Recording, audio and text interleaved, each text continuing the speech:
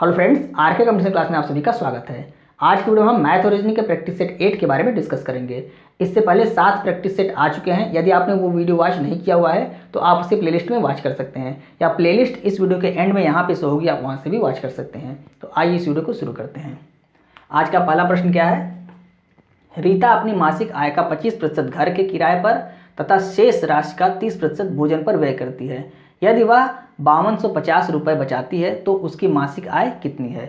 तो मान लेते हैं मासिक आय कितनी है, या आय उसकी कितनी है, 100 है। कोई भी चीज़ अपने आप में 100 होती है। अब इसका वह 25% घर पर खर्च करती है, यानी कि घर के किराए पर 25%। अब कहती है कि शेष का, मतलब 100 में 25 यहाँ खर्च कर दिया तो शेष बचा 75। अब 75 का 30% भोजन पर खर्च करती है। तो भोजन पर कितना खर्च करती है? 75 का 30%। तो आप ऐसे भी निकाल सकते हैं 75 का 30%, या आप सीधे देख सकते हैं कि 75 का 10% कितना हो, 7.5। तो 75 का 20% 15 हो गया, और 75 का 30% 22.5 हो गया। तो आप यहाँ पे 22.5 लिख सकते हैं। यहाँ पर आप सॉल्व करेंगे तो यही आएगा। अब 100 में 25 ये खर्च हो गया, 22.5 ये खर्च हो गया। बचत कितना हुआ?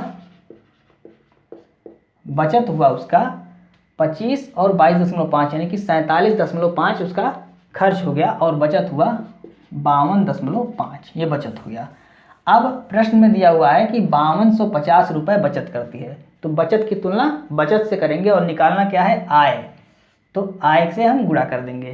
तो यहाँ पे हो गया 5250 बटे 52.5 गुणे 100। 100 क्यों किया?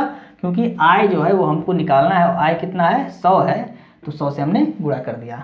अब एक दशमलव यहाँ से जब हटेगा तो यहाँ पे एक जीरो और बढ़ जाएगा, और ये 10 बार में कट जाएगा। तो यहाँ कितना आ गया? 10,000। यही हमारा राइट आंसर हो गया। ऑप्शन नंबर चौथा सही हो गया। आइए दूसरा प्रश्न देखते हैं। √3 प्लस में 1/√3 -1 प्लस में √3 -1/√3 प्लस 1। इस तरह के प्रश्नों को हमने सॉल्व किया हुआ है। नीचे वाली संख्या का वर्ग करके घटाते हैं। अगर 1 आता है तो इसका गुणा हम ऊपर कर देते हैं, चिन्ह बदल देते हैं। अगर 1 नहीं आ रहा है तो जितना घटाने पे आएगा उसको हम बटे के नीचे रखते हैं। तो वही चीज़ यहाँ पर करेंगे। इसका वर्ग करके अगर घटाएंगे तो यहाँ 2 आ जाएगा, क्योंकि √3 का वर्ग 3 होता है और 1 का वर्ग 1 होता है। घटाएंगे तो 2 आ जाएगा। तो यहाँ पर आप देखिए √3 प्लस में 1, √3 प्लस में 1, और इसका वर्ग हो जाएगा। वर्ग क्यों हो जाएगा? क्योंकि जब इसका गुणा ऊपर होगा और चिन्ह बदल जाएगा तो √3 प्लस में 1 और इंटू √3 प्लस में 1। तो यहाँ पे आपका वर्ग हो गया बटा 2 प्लस में। सेम प्रोसेस यहाँ पर होगा, √3 माइनस 1, इसका वर्ग हो जाएगा, और यहाँ पे 2 हो जाएगा। चूँकि यहाँ प्लस है, ऊपर जब इसका गुणा होगा तो चिन्ह बदल जाएगा। अब यहाँ से एलसीएम ले लेते हैं 2 को, और यहाँ पे उसको सॉल्व करते हैं। a प्लस में b का होल स्क्वायर, यहाँ a माइनस बी का होल स्क्वायर। तो a² प्लस में b² प्लस में 2ab प्लस में a² प्लस में b² माइनस 2ab। ये और ये कट गया, यहाँ 3 1 4 3 1 4 मतलब 8 हो गया, और बटा 2 यानी 4 हमारा आंसर आ गया। ऑप्शन नंबर तीसरा सही है। आइए नेक्स्ट प्रश्न देखते हैं। तीसरा प्रश्न देखते हैं। यहाँ पर देखिए लिखा हुआ है a प्लस में b का होल स्क्वायर माइनस a माइनस बी का होल स्क्वायर।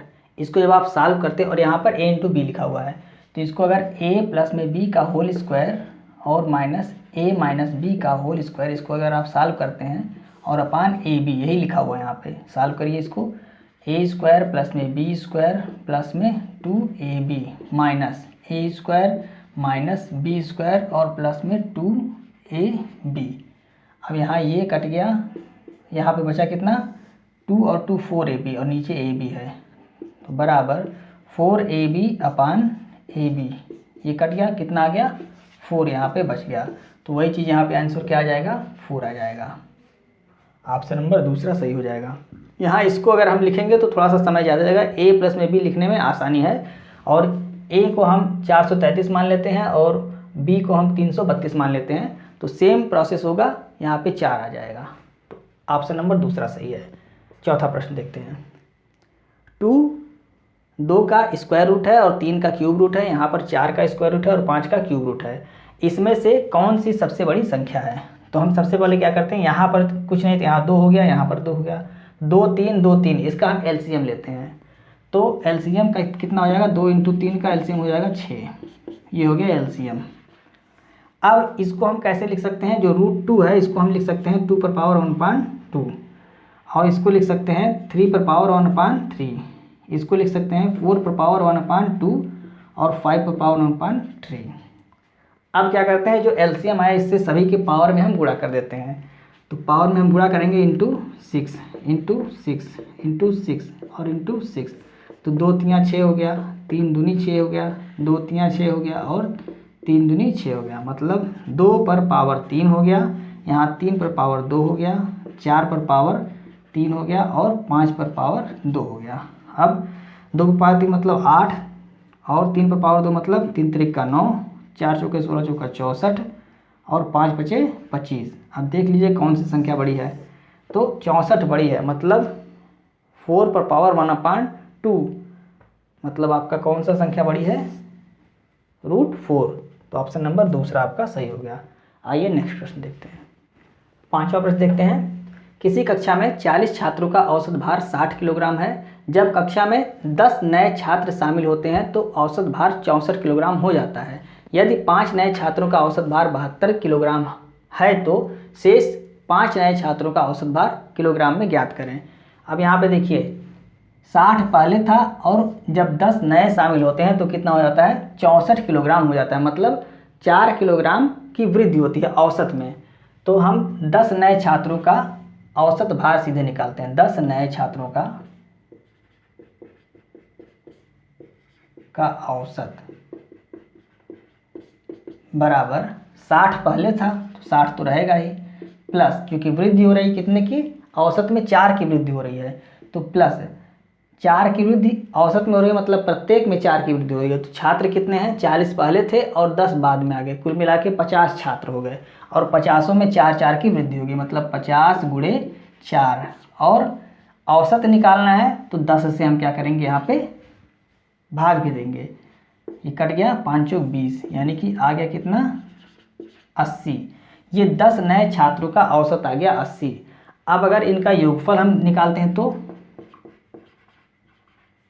योगफल बराबर औसत गुणे संख्या बराबर 800।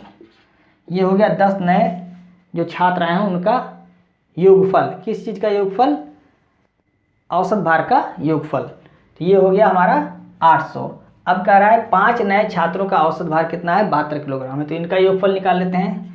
5 नए छात्रों का योगफल, किसका, भार का योगफल ही निकल रहा है, भार का योगफल। तो 5 × 72 कितना हो गया, 5 × 72, तो 5 दूनी 10 और 5 से 35 और 1 36, 360 हो गया। अब 5 का योगफल 360 हो गया और जो 10 नए आए हैं उन 10 का योगफल कितना था, 800 था। तो अब इसमें से जो 5 बचे हुए हैं, जब इस 5 को घटा देंगे तो उन 5 का योगफल हमें प्राप्त हो जाएगा। तो जो 5 शेष बचे हैं, शेष 5 नए छात्रों के भार का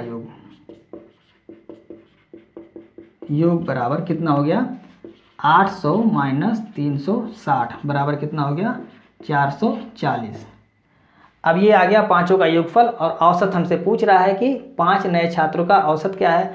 तो औसत बराबर योगफल बटे संख्या, 5 से हम भाग दे देंगे तो औसत बराबर 440 बटा 5, 5 × 40, 5 × 40 यानी कि 88। ऑप्शन नंबर पहला हमारा सही हो गया।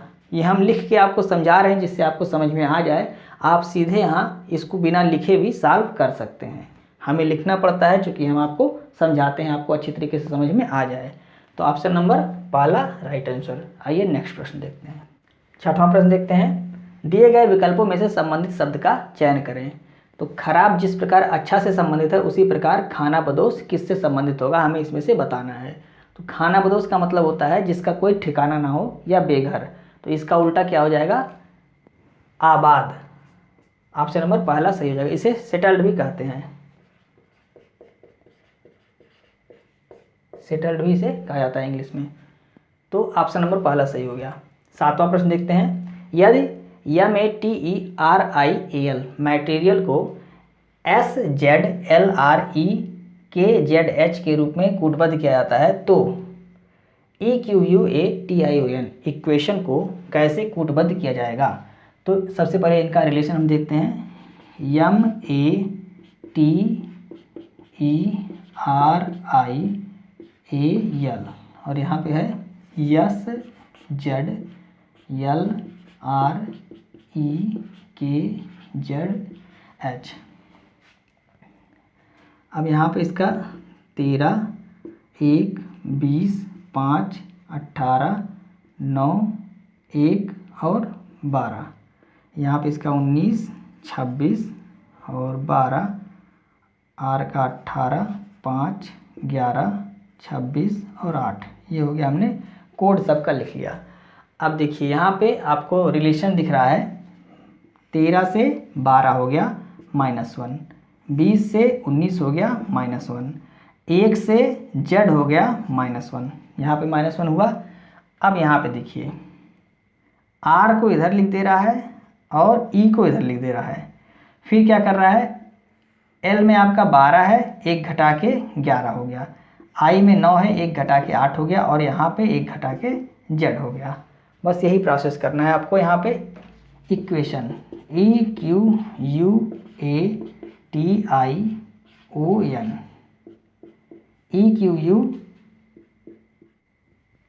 तो E का 5 होता है, 1 घटेगा 4 हो जाएगा D। U का 21 होता है, 1 घटेगा 20 हो जाएगा, T का होता है। Q का 17 होता है, 1 घटेगा 16 हो जाएगा, P का होता है। अब A इधर आ जाएगा और T इधर आ जाएगा। फिर I मतलब 9 होता है, 8 H का होता है, N मतलब 14 होता है, तो M आपका किसका हो जाएगा, 13 हो जाएगा, 1 घट जाएगा। और यहाँ पे ये क्या लिखा हुआ है, ON, ये O है। O मतलब 15 होता है, 1 घटेगा तो 14 हो जाएगा, यानी कि N हो जाएगा। तो TPD TA MNH option number दूसरा हमारा राइट आंसर हो जाएगा। आइए नेक्स्ट प्रश्न देखते हैं। 8वां प्रश्न देखते हैं, अर्श शिवम का पिता है और ध्रुव विमला का बेटा है। ईश्वर अर्श के पिता हैं। यदि शिवम ध्रुव का भाई है तो विमला का ईश्वर से क्या संबंध है। सबसे पहले अर्श शिवम के पिता हैं, तो शिवम के पिता कौन है, अर्श पिता हो गए। और ध्रुव विमला का बेटा है, तो ध्रुव और विमला का अभी कोई संबंध नहीं पता चल रहा है। ईश्वर अर्श का पिता है, ईश्वर कौन है, अर्श के पिता हैं। यदि शिवम ध्रुव का भाई है, शिवम जो है ये ध्रुव का भाई है, शिवम ध्रुव का भाई हो गया। अब इसको हम देखते हैं, ध्रुव विमला का बेटा है। ये ध्रुव जो है ये विमला का बेटा है, विमला का बेटा ध्रुव है और ध्रुव का भाई शिवम है और शिवम का पिता अर्श है। तो मतलब अर्श और विमला ये दोनों क्या हो गए, पति पत्नी हो गए। अब क्या कह रहा है, तो विमला का ईश्वर से क्या संबंध है। विमला का ईश्वर से क्या संबंध है, मतलब हमको ये बताना है। जिसके साथ का लगा होगा उसी को हमको बताना है कि वो क्या है। इसको आप ध्यान दीजिएगा, जिसके साथ का लगा हुआ है। तो विमला के साथ का लगा हुआ है, मतलब ईश्वर, विमला जो है ईश्वर की क्या है ये हमको बताना है। तो ईश्वर का पुत्र कौन है, अर्श है, और अर्श की पत्नी विमला है। तो यहाँ पे कौन सा ऑप्शन सही हो जाएगा, सी ऑप्शन, पुत्र वधू है। आइए नेक्स्ट प्रश्न देखते हैं। 9वां प्रश्न देखते हैं, यदि 7 जुलाई का दिन बुधवार है तो 15 अगस्त सप्ताह का कौन सा दिन होगा। अब 15 अगस्त यह भी 31 का होता है और जुलाई भी 31 का होता है। तो 15 अगस्त तक हमको जाना है, तो सीधे 15 में हम भाग दे देते हैं 7 से, तो कितना, एक ऑड डे बचेगा, यानी अगस्त में हमारा एक ऑड डे बचा। अब जुलाई में देख लेते हैं, 7 जुलाई तक तो हो ही गया है, कितना और बचा जुलाई में, तो आपका 24, 7, 31, 24 और 6, 30, हाँ 24, 7, 31, मतलब कि जुलाई में 24 दिन बचा हुआ है। अब इसमें अगर हम 7 से भाग देते हैं, 7 त्रिक 21, 7 से अगर भाग देंगे तो 7 त्रिक 21, 3 24, यानी कि 3 ऑड डे हो गया। कुल मिला के 4 ऑड डे हो गया, मतलब बुधवार है, बृहस्पतिवार, शुक्रवार, शनिवार और रविवार। ऑप्शन हमारा बी सही है, रविवार। इस तरह से आसानी से आप निकाल सकते हैं, किसी का कोड याद रखने की कोई ज़रूरत नहीं है। 10वां प्रश्न, 4 शब्द दिए गए हैं जिनमें से 3 किसी न किसी तरह समान है, एक असमान है, असमान का चयन करें। कान, आँख, नाक और गुर्दा। तो यहाँ पे आपका गुर्दा चौथा ऑप्शन ये इन तीनों से अलग है, क्योंकि यह आपके आँख, नाक, कान यह बाहरी अंग है और गुर्दा जो है इंटरनल पार्ट है, ये शरीर के अंदर का भाग है। तो ये आपका चौथा ऑप्शन सही हो जाएगा। तो दोस्तों प्रैक्टिस सेट 8 को हमने आपको समझाने की पूरी कोशिश की। यदि आपको वीडियो समझ में आ रही है और वीडियो अच्छी लग रही है तो आप इसे अपने दोस्तों को भी शेयर करें और वीडियो को लाइक और सब्सक्राइब करना ना भूलें और बेल आइकन को प्रेस कर लें, जिससे हमारी आने वाली सभी वीडियो की नोटिफिकेशन आपको समय समय पर मिलती रहे। और लाइक आप नहीं करते हैं, आप लाइक कर दिया कीजिए। आपका लाइक और कमेंट हमें मोटिवेट करता है, जिससे हम और भी अच्छे अच्छे कंटेंट को आपको दे पाएँ।